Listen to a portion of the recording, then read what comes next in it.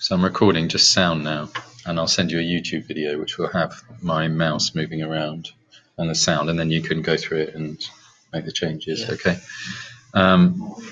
So when you do the film here, this, you don't need quotation marks. You put it in italics like this. Okay, and then in brackets afterwards, you put Catherine Bigelow, comma, and then the year that the film was made. All right, that's the standard setup. Okay. Did you see? I sent you an email. So if you go into your inbox, you'll see there is an email which you should have been.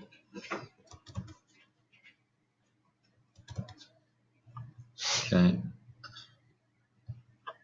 So look, if you see here, the sequence I have chosen to analyze is from Hurt Locker, The Hurt Locker, director's name 2009. Okay. Yeah. You should have used that as your format. Okay.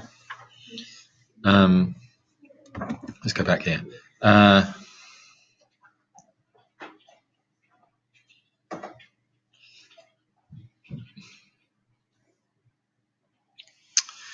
Okay.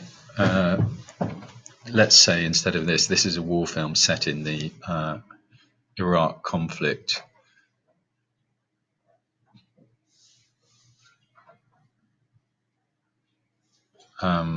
For which Catherine Bigelow won an Oscar, the first woman director to do so, something like that.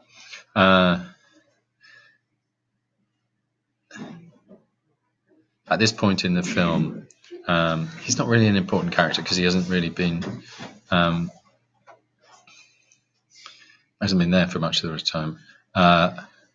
The leader of a group of British soldiers has been shot. It's not tragically that he's died. It's only a film. Do we care about him? Not that much. I mean, it's a war film. People die all the time. It's not like we've followed him emotionally all the way through and it's some great tragedy. So I wouldn't say tragically. Has been shot by a sniper. And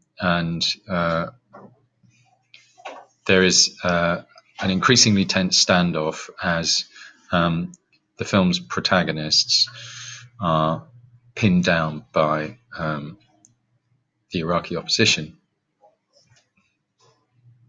Okay, so I would not have this sentence here. Okay, I would go straight to this.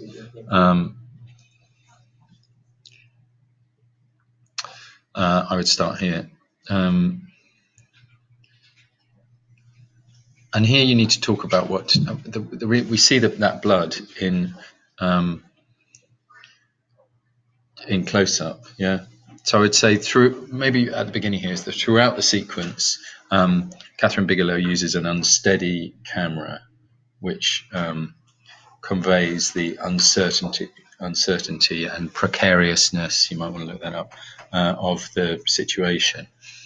You need to talk about how we see that blood, and it's in the very extreme close-ups, yeah, of him trying to get it in, and then his hands trying to rub the blood out. And you could mention the dialogue as well. So you say close-up shots are used to show that the magazine has jammed. The blood signifies the brutality of the gunplay. That's good. Oh, sorry, you've said that there. Oh, you said all that. Say that. Oh, no. Okay. Ignore what I've said because I haven't read ahead.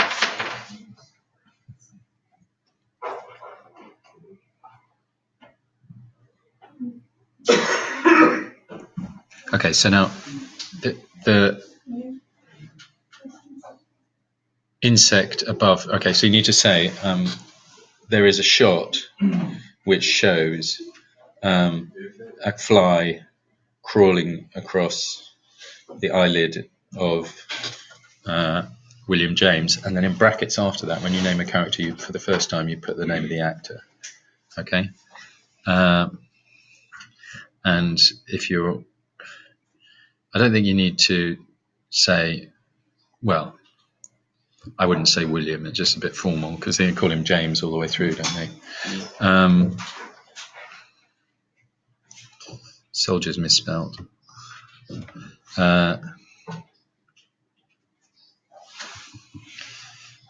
what's the slow motion used with the bullet? When's it used? Yeah. What's happening with the bullet? It's just dropping on the floor. Oh, so the bullets, or is it one bullet? One bullet. Okay. So you need to say, because I don't know what slow motion is used.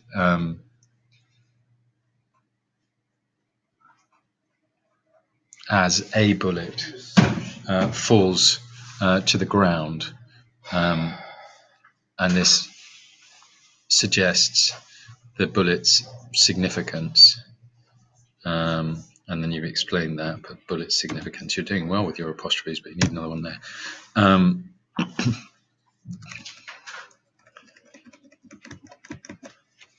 So I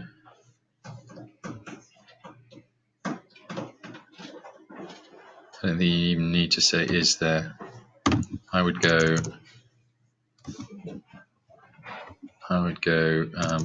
what the bullets to show the detail of the bullet's significance, and then a colon rather than a semicolon.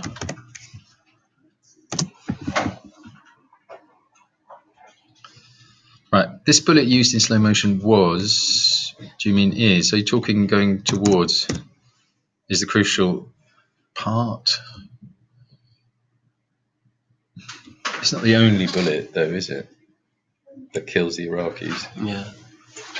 So you need to be clear about that. That's what I was saying to Kai. You can't say things that are not quite true.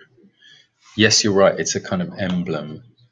It's a symbol of the ammunition, what they need to fight the fight. But it isn't the crucial part, because there's a whole load of other bullets. Yeah. So be specific. A variety of point of view shots are used. Okay, it's always in the present, unless you're going back in time in the film. Are used.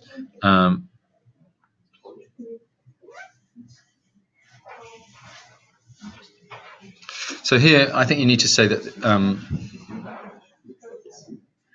this position puts the audience in the position of the whoever it is, James, and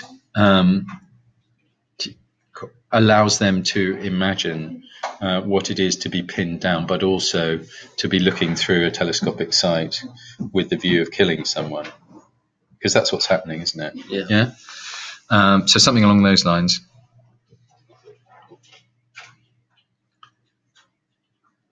Right. Who is the character in this scene represented using several different close-ups to show his power?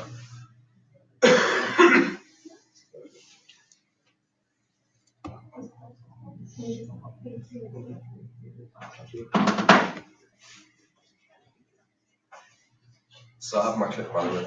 Okay. I think it's the person on the sniper. Okay, so you need to be specific. Okay, be specific here.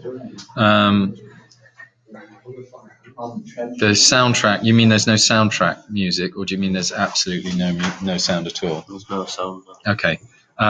So here now, what you need to be doing is talking about Bigelow and Catherine Bigelow and what she's doing. So you need to say at some points, and in fact, as many points as it makes sense without being overburdening it, you need to say at this point in the sequence, Bigelow removes all the diegetic and non-diegetic sound. Yeah. This creates, exactly what you said, which is fine. The editing slows down. I think you need to say that the shots are held for a long time. Yeah, because what happens is it's not really the editing that slows down. I mean, it does, yeah, but the most important thing is that we get these great long extended shots. Yeah. It slows down a bit, or maybe say in this scene the editing is slower, using longer shots. Oh, running out of time.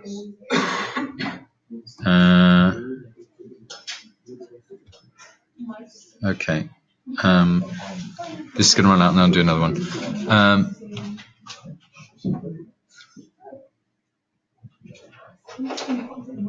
Okay, so I think you need, when you're talking about mise en scène, you need to say the most important thing here is the location, which is it is dry, dusty,